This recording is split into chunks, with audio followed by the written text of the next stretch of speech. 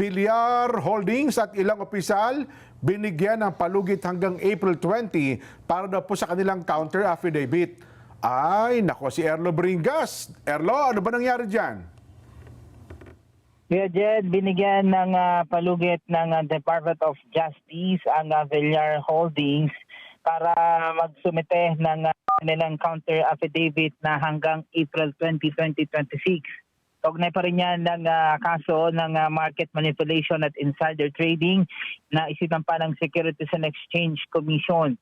Ayon kay Senior Deputy State Prosecutor Peter Ong, binigyan ng sapat na panahon ang mga respondent dahil sa bigat at teknikal na nilalaman ng reklamo.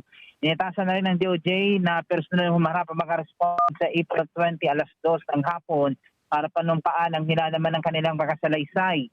Bukod kay Villar, kabilang din sa mga pinangalanan sa reklamo sina Cynthia Villar, Mark Villar at kasalukuyang senador na si Camille Villar pati ng ilang direktor ng kumpanya.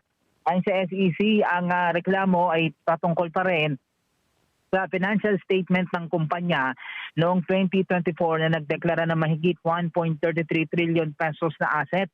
Pero sa isang audited report, lumabas na nasa 35.7 billion pesos lamang ito.